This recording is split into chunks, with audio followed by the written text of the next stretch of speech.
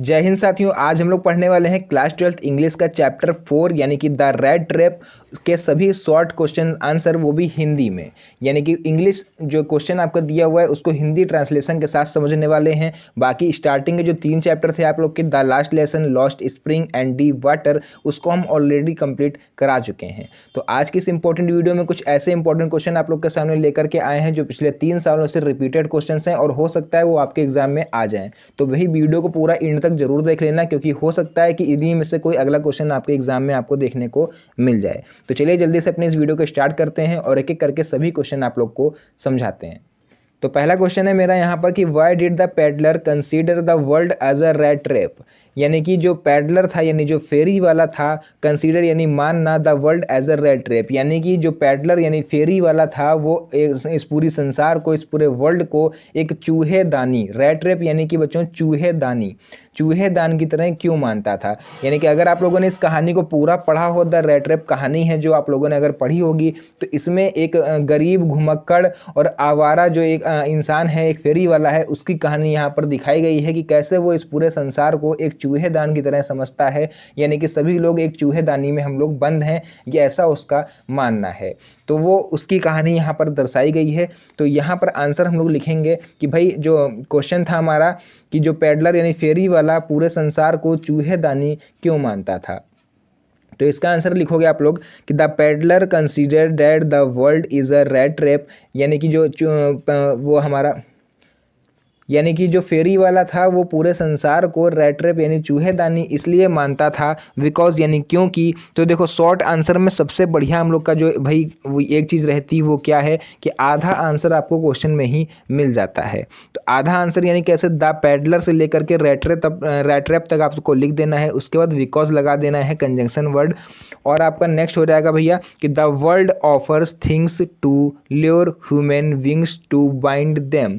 यानी ये संसार है, ये ऐसे लुभावनी चीज़ें ऑफर करता है हम इंसानों को, ह्यूमंस मानव इंसानों को ऐसी मनमोहक ऐसा मोह माया से ग्रसित कर देता है हम इंसानों को अपनी सुंदरता से कि हर आदमी उसी में फंसता जा रहा है। देम इन कॉर्नल एक्टिविटीज़, यानी ऐसी खूबसूरत चीज़ें देख देख कर ऐसे लालच के चक्कर में एक इंसान जो है वो कैद होता जा रहा है। He says that whole world it's nothing but our big red trap. उसका मानना था कि ये संसार में कुछ भी नहीं है सिवाय एक चूहेदानी के। जैसे चूहेदानी में अगर आपको चूहा फंसाना हो तो उसको लालच देनी पड़ती है, रोटी रखनी पड़ती है, ब्रेड रखनी पड़ती है। तो उसी तरह से इसका मानना था कि भाई इंसान जो है उसको भी ये संसार लालच देता है अपने मनमोहक दृश्यों से, जिससे कि इंसान इसमें उलझ जाता है, इसमें फंस जाता है आकर के, है ना। तो वही इसका मानना था कि ही से डैड यानी वो ये कहता था कि होल वर्ल्ड यानी पूरा संसार इट्स नथिंग यानी कुछ नहीं है but a big red trap, सिवाय एक चूहे दानी के।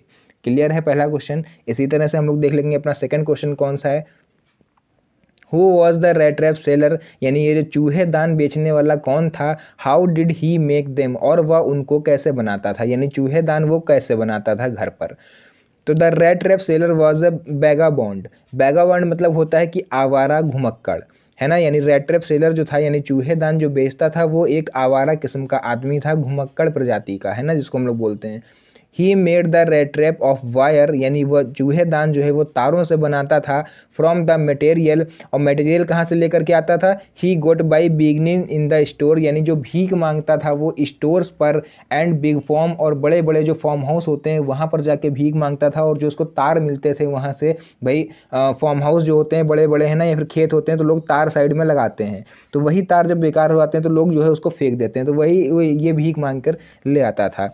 He made them himself at odd moments, और वह उन तारों से अपने खाली समय में चूहेदान बनाता था।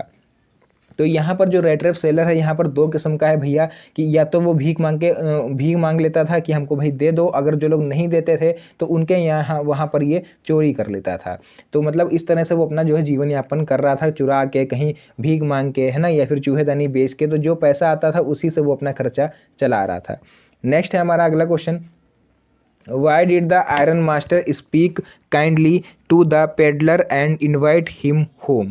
यानी जो आयरन मास्टर थे, यानी जो मालिक थे गोदाम के, जो लोहे का काम होता है उसके जो मालिक थे, स्पीक काइंडली, वो बड़ी नम्रता से, बड़ी दयालुता से क्यों बोले पैडलर यानी फेरी वाले से बहुत ही नम्रता से या फिर बहुत ही दयालुता से क्यों बोले, एंड इनवाइट हिम होम, और उसको अपने घर पर इनवाइट क्यों किया। तो नेक्स्ट हम लोग आंसर पढ़ेंगे इसका। द आयरन मास्टर यानी जो मालिक थे, स्पोक काइंडली, बहुत ही शालीनता से, बहुत ही दयालुता से, बहुत ही सज्जनता पूर्वक बोले, टू द पैडलर यानी फेरी वाले से, and invite him home for Christmas, यानी उनको अपने क्रिसमस पार्टी पर इनवाइट कर दिया इन्होंने उस गरीब पैडलर को। Because he mistook him to be his old comrade captain von Stahle. Because यानी क्योंकि, ही मिस्टूक यानी गलती से, वह to be his old comrade, वो समझ बैठे थे अपना पुराना साथी जो था उनका कॉमरेड यानी कैप्टन वैन स्टेबल, यानी जो वैन स्टेबल थे इनके पुराने साथी, उनसे इसकी शक्ल अच्छी खासी मिलती थी, तो गलती से वो ये समझ बैठे कि ये मेरा दोस्त है कैप्टन वैन स्टेबल। इस वजह से इन्होंने उस गरीब पेडलर को अपने घर पे इन्वाइट कर दिया क्रिसमस की पार्टी पर। दिस इज़ द रीज़न यानी यही कारण था कि that iron master invited peddler, यही वह कारण था जिसकी वजह से आयरन मास्टर जो थे उन्होंने इस गरीब पेडलर को अपने घर पर इनवाइट करा। तो बच्चों ये 3 क्वेश्चन हमने बता दिया आपको, बहुत ही ज़्यादा इंपॉर्टेंट 2024, 2023 एंड 2022 में लगातार ऐसे क्वेश्चन पूछे जा रहे हैं। तो चलिए इसी के और इम्पोर्टेंट क्वेश्चन अभी हम लोग देख लेते हैं। उसका नेक्स्ट क्वेश्चन है, what made the peddler think he had Indeed fallen into a rat trap.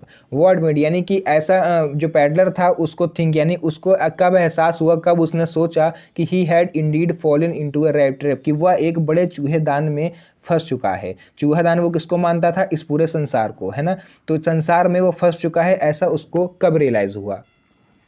तो चलिए इसका आंसर हम लोग देख लेते हैं, क्या लिखेंगे कि when the peddler was wandering in the forest, wandering यानी भटकना यानी घूमना, तो when the peddler was wandering in the forest यानी जब वो जंगल में भटक रहा था या फिर घूम रहा था, फाइंडिंग नो वे आउट, और उसको उस जंगल से बाहर निकलने का कोई भी रास्ता नहीं मिल रहा था।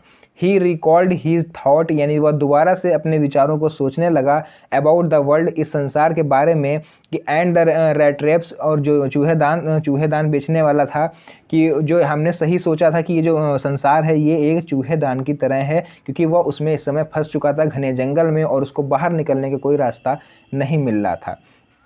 Now his own turn had come, और वह जान रहा था कि अब उसकी बारी आ चुकी है इस बिल में, इस जाल में फंसने की। जैसे कि हर चूहे को फंसना होता है रैट ट्रैप में, तो उसी तरह से ये भी समझ रहा था कि हमारी भी बारी आई है, आपकी से मेरी बारी है इसमें फंसने की।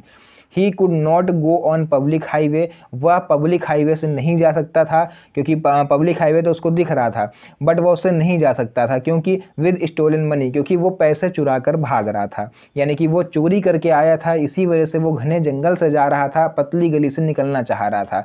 वो पब्लिक हाईवे पर नहीं चल सकता था क्योंकि पुलिस उसको ढूंढ रही थी।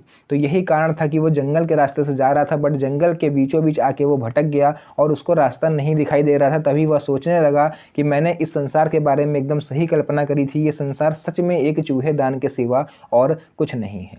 और वो जान रहा था कि अब उसकी बारी आ चुकी है इसमें फंसने की, जैसे कि लिखा हुआ है now his own turn had come, यानी उसकी बारी आ चुकी है।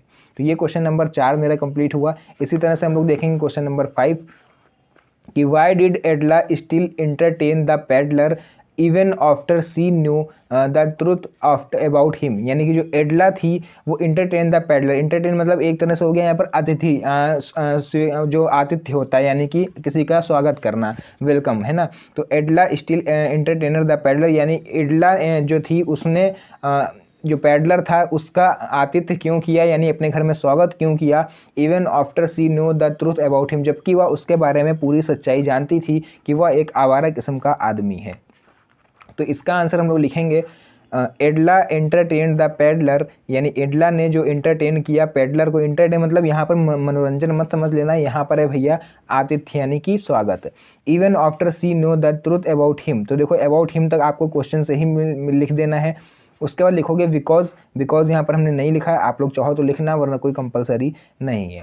See no that he was a vagabond but यानी कि see no that he was a vagabond, वो अच्छी तरह से जानती थी कि जो है ये जो पैडलर है ये बैगाबॉन्ड है यानी आवारा है और घुमक्कड़ प्रजाति का इंसान है। But she wanted that poor Hungary person, but वो चाहती थी कि जो गरीब आदमी है, गरीब और भूखा आदमी है, इंजॉय एटलीस्ट अ डे, यानी एक दिन तो कम से कम इंजॉय कर ही सकता है, ऑफ पीस, शांति के साथ, विद देम, उन लोगों के साथ, ऑन क्रिसमस, क्रिसमस डे पर वह एक दिन तो कम से कम चैन की जो नींद है या फिर अच्छा खाना खा सकता है, अच्छा एंजॉय कर सकता है इन लोगों के साथ में। इसी वजह से उसने उसको कुछ नहीं कहा और अपने घर में उसका स्वागत एकदम मेहमानों की तरह किया। तो बच्चों ये इंपॉर्टेंट क्वेश्चन थे द रैट ट्रैप के, और ये आप एग्जाम में ज़रूर पढ़ के जाइएगा, इसमें से कोई भी स्किप मत करिएगा क्योंकि सभी क्वेश्चन बहुत ही ज़्यादा इंपॉर्टेंट हैं।